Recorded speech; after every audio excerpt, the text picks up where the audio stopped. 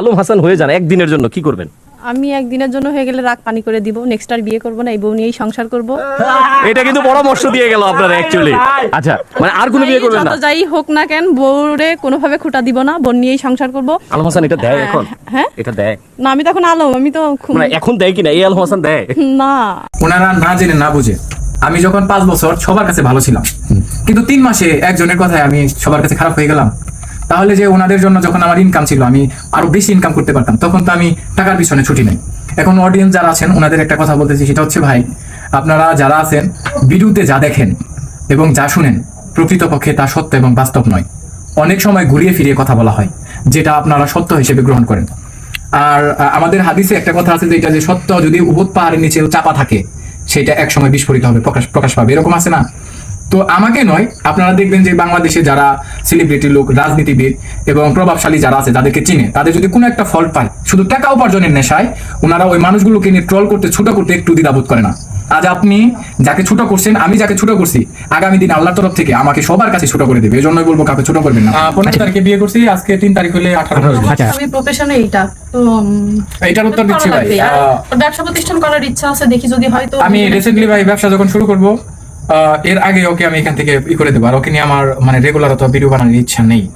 আগে অনেক প্রথম পোস্টটা আমাকে করতে বলছিল, যে ও শুধু এটা যাচাই করার জন্য যে আমি তাকে আমার জীবনে ব্যাক নিতে চাই কিনা, কিংবা তাকে আমি এখনো ভালোবাসি কিনা, সে যেন দেখে আমরা বিয়ে করে ফেলেছি।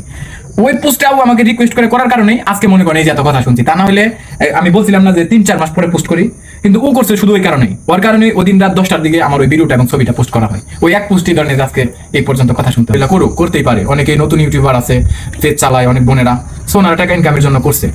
কিন্তু ও একটা মেয়ে মানুষ ভাই, ওরে নিয়ে আমি ভালো আছি।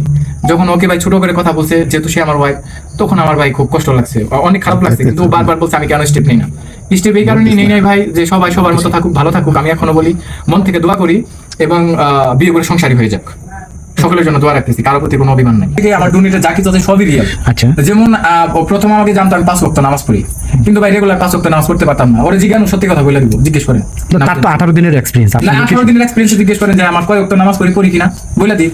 তো ক্যামেরার পরে যে আপনি বললেন ক্যামেরার সামনে যা বলছেন এটা সত্য না, 100% সত্যি না, কিন্তু আসলে ক্যামেরার পিছনে কি আপনি কি করেন? বিষয়টা হচ্ছে, আমরা সিনেমার যারা নায়িকা, নায়ক কিংবা ভিলেন যাদের দেখি, তাদের চরিত্র ওই রকম থাকলে মূলত বাস্তবিক ক্ষেত্রে ওই ধরনের চরিত্র না, ওনাদের ডিফারেন্ট।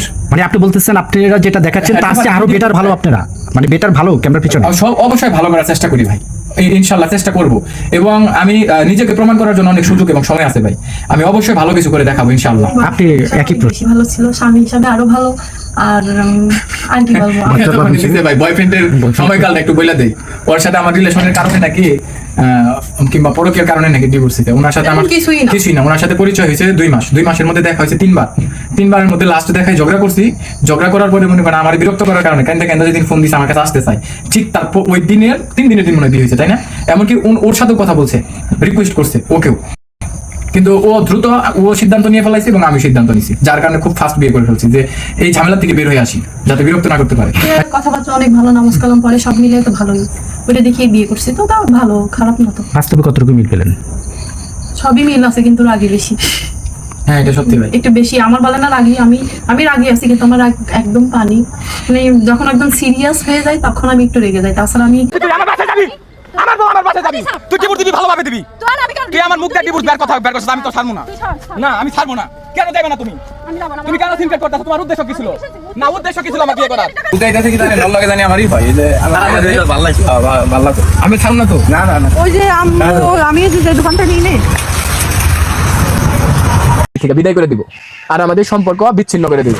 আমার বাড়িতে যেটা না হয়েছে এই পর্যন্ত, এই প্রথম বিয়ের দ্বিতীয় দিন যেটা হয়েছে, এখানে জামা কাপড় শুকাই দিছিলাম, আর বিয়ের দ্বিতীয় দিন আর এক জায়গা থেকে একটু জামা কাইটা নিয়ে গেছে। যদি এরকম হয় আমার সাথে, আমি কিভাবে সংসার করবো, আমার বউ কিভাবে থাকবে আপনারা বলেন তো? এরকম করে শত্রু লাগলে আমি বাড়ি থেকে বের হই না, আজকে 1.5 বছর ধরে এই যে আমার দোকান পাড়ে পর্যন্ত 1 কাপ চা খাই না। সো এখানে উনি যে আমার ব্যাপারে যে কথাগুলো বলতেছে কিংবা ওনার ব্যাপারে বলতেছে, আমার প্রশ্ন হচ্ছে ওনার এত জ্বলবে কেন? এখানে তো জ্বলার কিছুই নাই।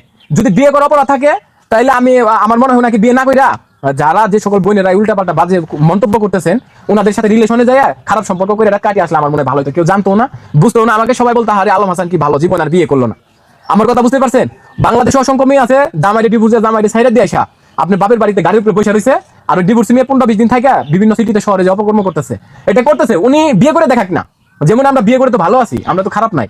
আমরা সুখী আছি, আমরা ফ্যামিলি নিয়ে থাকতেছি, এটা আমাদের যৌথ ফ্যামিলি। আমাদের ফ্যামিলিতে আমার ছোট ভাই ঢাকা থাকে, ঢাকা থাকলে সেও আমাদের সাথে খায় অ্যাটাচড।